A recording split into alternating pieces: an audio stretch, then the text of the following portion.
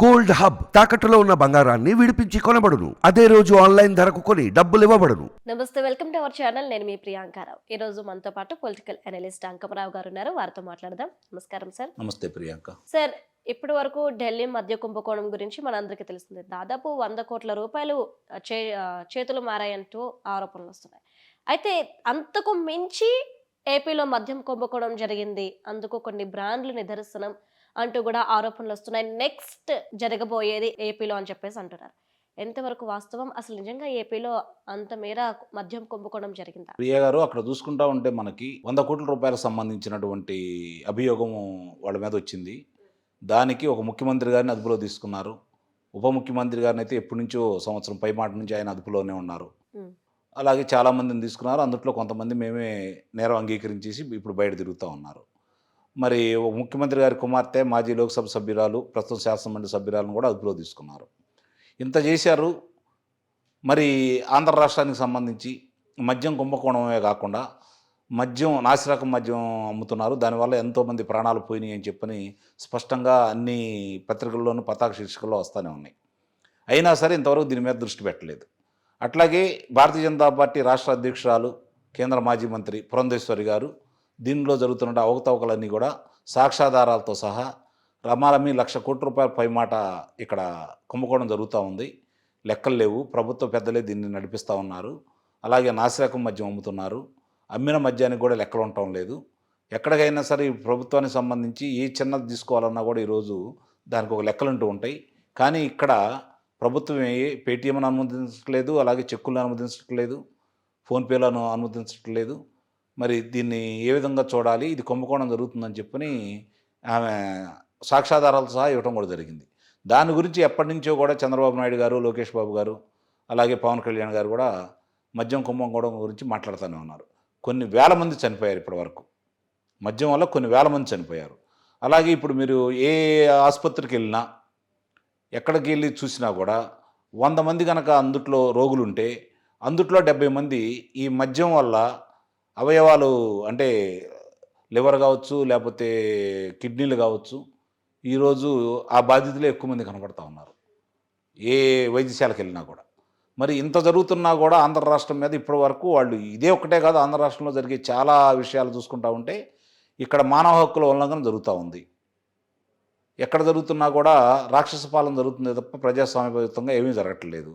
అలాగే ప్రభుత్వం తరపు నుంచి రావాల్సినటువంటి జీవోలు కూడా ఈరోజు 2021 నుంచి అవి కూడా రావట్లేదు.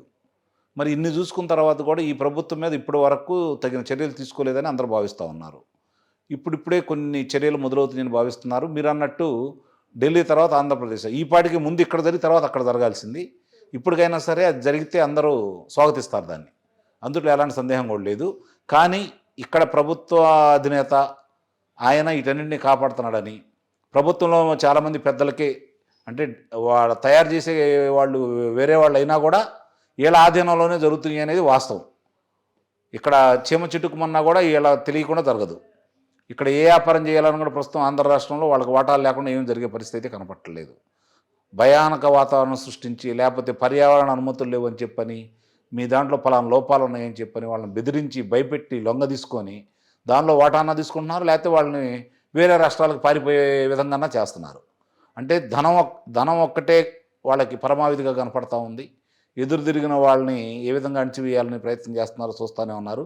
భౌతిక దాడులు చేస్తున్నారు, వాళ్ళ ఆస్తులు విధ్వంసం చేస్తున్నారు, లేదంటే ప్రాణాలు కూడా చేస్తున్నారు, హత్యలు కూడా చేస్తున్నారు కదా, చూస్తూనే ఉన్నాం ఇవన్నీ. ఇంతవరకు దీని మీద కేంద్రం స్పందించలేదనేది మాత్రం వాస్తవం. అందులో ఎలాంటి సందేహం కూడా ఏమి లేదు. ఇప్పుడిప్పుడే తగు చర్యలు తీసుకుంటుంది కాబట్టి, అంటే వాళ్ళ మనోగతం ఏంటి ఇప్పుడు కూడా అర్థం కావట్లేదు. మీరు అన్నట్టు ఢిల్లీలో జరిగినటువంటి కుంభకోణానికి కొన్ని లక్షల మేరగా ఇక్కడ ఉంది. లక్షల మేరే, 100 కోట్లు అక్కడ, 1,00,000 కోట్లు పైన ఇక్కడ కనపడతా ఉంది. కాబట్టి దీని గురించి ఇప్పుడైనా సరే ముందుకు వచ్చినందుకు సంతోషపడాలి. జరిగే పరిణామాలు నిజమైన వ్యక్తుల్ని, మరి అట్లాగే మొన్న జరిగినటువంటి విశాఖపట్నంలో జరిగిన డ్రై ఈస్ట్కు సంబంధించి, ఫుడ్కు సంబంధించి ఆహారంలో నిషేధిత మాదక ద్రవ్యాలు ఉన్నాయని చెప్పని ర్యాపిడ్ టెస్ట్లో కూడా తేలింది కదా. దాన్ని కూడా త్వరగా విచారణ చేసి దాంట్లో ఏమేమి ఉన్నాయో ప్రజలకు అందరికీ చెప్పి విశదీకపరిచి వాళ్ళని కనుక అందరిని అదుపులో తీసుకుంటే ఇంకొంచెం నమ్మకం ఏర్పడుతుంది కేంద్రం మీద. సార్ అంటే ఏపీలో దొరికే కొన్ని బ్రాండ్స్ పై కూడా కొన్ని అనుమానాలు వ్యక్తం అవుతున్నాయి. అంటే బూమ్ బూమ్ కావచ్చు, అట్లానే స్పెషల్ స్టేటస్, గోల్డ్ మెడల్ ఇలాంటి కొన్ని బ్రాండ్స్, ఈ బ్రాండ్స్ని తీసుకోవాలంటే, ఈ మందు తీసుకోవాలంటే గనక ఓన్లీ క్యాష్ మాత్రమే పే చేయాలి, ఆన్లైన్ పేమెంట్ అనేది చెల్లదు అంటూ కూడా కొన్ని నియమాలు పెడుతున్నారు. అంటే అసలు ఎందుకు నిజంగానే మద్యంలో ఓన్లీ క్యాష్తోనే తీసుకోవాలన్న రూల్స్ ఉన్నాయా? అసలు ఏంటి నిజంగానే ఈ కుంభకోణానికి దీనికి ఏమైనా సంబంధం ఉందా? ఉంది కాబట్టి, ఎందుకంటే ఆ డబ్బులు పెట్టుకునే వాళ్ళు ఎన్నికలు జరపాలనుకుంటున్నారు. ఆ డబ్బులు వచ్చే డబ్బులు వాళ్ళకి అక్కడ ఉన్నటువంటి నాయకులకి అక్కడి నుంచి అక్కడికి ఇచ్చేస్తారు. మామూలుగా అటు నుంచి ఇటు తిప్పే అవసరం తప్పుతుంది. కాబట్టి దాన్ని వాళ్ళు మొట్టమొదటి కూడా ఒక వ్యూహాత్మకంగానే నడుపుకుంటూ వస్తున్నారు. ఆ లాభాల్లో వాటా నాయకులకి ఎట్లా అందజేయాలి ఏంటనేది వాళ్ళు చూసుకుంటూ ఉంటారు ఎన్నికల కోసం. దానికోసమే వాళ్ళు అలా చేస్తున్నారు. అదే ఇప్పుడు అర్థం కాదు ఏంటంటే, ఇంత కుంభకోణాలు ఇన్ని జరుగుతూ ఉంటే మీరు రకరకాలుగా చెప్పారు కదా, ఇవన్నీ కూడా ల్యాబ్లు పంపించేసి దాంట్లో విషపూరితమైనటువంటి పదార్థాలు ఉన్నాయి, మనిషికి హానికరం చేసేవి ఉన్నాయని చెప్పని గుర్తించిన తర్వాత కూడా, ఇంకా దాన్ని ప్రతిపక్షాలు గోల్ చేసిన తర్వాత కూడా, దాని గురించి న్యాయస్థానాలు ఆశ్రయించినా కూడా ఇంతవరకు కేంద్రం నుంచి సరైన స్పందన రాలేదనేది వాస్తవం. దీన్ని మిగిలిన రాష్ట్రాలకి పోల్చుకుంటే ఆంధ్ర రాష్ట్రాన్ని ఈయన వదిలేశారు ఇప్పటిదాకా. ఇప్పుడిప్పుడే మరి కళ్ళు తెరిచినట్టు కనపడతా ఉంది. అది నిజంగానే తెలిసారా, లేకపోతే మభ్యపెట్టడానికి తెలిసారా, లేకపోతే తెలుగుదేశం పార్టీ జనసేన కూటమి ఉధృతాన్ని చూసి అడ్డుకట్ట వేయటానికి చేశారనేది వాళ్ళు తీసుకునే చర్యలను బట్టి మనకు అర్థమైపోయింది. వాళ్ళు కనుక చర్యలు తీసుకుంటే నిజమే ఈ కూటమికి బాగా అవకాశం ఉంది కాబట్టి వాళ్ళు కూడా దీన్ని వాడుకోవడం కోసం మాత్రమే వచ్చారని భావించాల్సి వస్తుంది. చర్యలు తీసుకోలేదనుకోండి, ఈ కూటమి విజయాన్ని అడ్డుకట్ట వేయడానికి కోసం వాళ్ళు వచ్చి కలిశారు అంటే వీళ్ళు కూడా ఒకటే, ప్రజల్లో వ్యతిరేకత భావం ఉంది. వైఎస్ఆర్సీపీ పార్టీ మీద ఎంత వ్యతిరేకత ఉందో భారతీయ జనతా పార్టీ మీద కూడా అంతే వ్యతిరేకత ఉందో, అంతకంటే వ్యతిరేకత ఉంది. కాబట్టి వాళ్ళు కలిసిన వల్ల కొన్ని వర్గాలను దూరం చేయడం కోసం, జగన్మోహన్ రెడ్డి గారికి లాభం చేకూర్చడం కోసం వచ్చారా అనేది వాళ్ళు తీసుకునే చర్యల మీద ఆధారపడి. ఇప్పుడు దానికి సంబంధించి మనం చూసుకుంటా ఉంటే ప్రతిదానికి చీమ చిటుకున్నా కూడా మిగిలిన 28 రాష్ట్రాల్లో ఏం జరుగుతున్నా కూడా వాళ్ళు చర్యలు తీసుకుంటున్నారు. ఆంధ్ర రాష్ట్రంలో ఇంత విధ్వంసాలు జరిగినా, ఆస్తుల విధ్వంసాలు జరిగినా, సంస్థలు బయటికి వెళ్ళిపోతున్నా కూడా, గొప్ప గొప్ప వ్యాపార సంస్థలన్నీ బయటికి వెళ్ళిపోతున్నా కూడా, జరుగుతున్న పరిణామాలన్నీ చూస్తున్నా కూడా, స్థానిక సంస్థల ఎన్నికల్లో చేసిన విధ్వంసం చూసినా కూడా, మీరన్నట్టు ఈ మద్యం కుంభకోణానికి సంబంధించి చూసినా కూడా, అలాగే పీపీఎల్కి సంబంధించి దానికి సంబంధించిన వాళ్ళందరూ కూడా ఎన్నికకి వెళ్ళిపోయినా కూడా, ఆ ఒప్పందాలు రద్దు చేసుకున్నా కూడా, మరి పోలవరం పరిస్థితి చూసుకుంటున్నా కూడా 72% పూర్తయిందని చెప్పని కేంద్రమే లోక్సభలోనూ రాజ్యసభలోనూ చెప్పిన తర్వాత కేంద్ర మంత్రులే మరి ఆటి పురోగతి లేకపోయినా కూడా ఇప్పటి వరకు ఉదాసీన వైఖరితోటి ఇప్పటి వరకు జగన్మోహన్ రెడ్డి గారికి మేలు చేయటానికే ప్రయత్నం చేశారు. మేలు ఒకవేళ అతని వాళ్ళు ఎన్ని తప్పులు చేస్తున్నా కూడా అతనికి అండదండలు ఇస్తానే అన్నారని చెప్పి స్పష్టంగా కనపడతానే ఉంది. సార్ అంటే ఇప్పుడు ఈ మద్య కుంభకోణం నిజంగా ఇప్పుడు ఏపీలో ఈ కేసు స్టార్ట్ అయితే గనక, ఎంక్వైరీ స్టార్ట్ అయిందంటే ఎవరి పేక చుట్టూ ఇదంతా చుట్టుకొని ఉంది, ఎవరికి ఎక్కువ ఎఫెక్ట్ అవుతుంది? ఎవరికేముంది చాలా స్పష్టంగా కనపడుతుంది. అధికార పార్టీ నేతలే దాంట్లో ఉన్నారు, బయట వాళ్ళు వచ్చి చేసేదేం లేదు.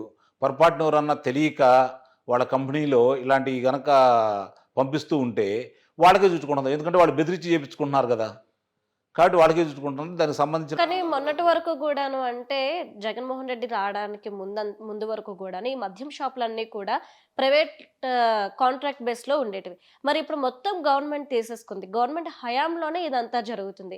నిజంగానే ప్రైవేట్ నుండి గవర్నమెంట్ తీసుకోవడానికి ఛాన్సెస్ ఉన్నాయి? ఇదంతా ఒకవేళ ఈ లాభం అంతా కూడా ఎవరికి వెళ్తుంది? అది ఇప్పుడు ఆ లాభం మొత్తం ప్రభుత్వ అధినేతకి వెళ్తుందనే కదా అందరూ భావిస్తుంది కూడా.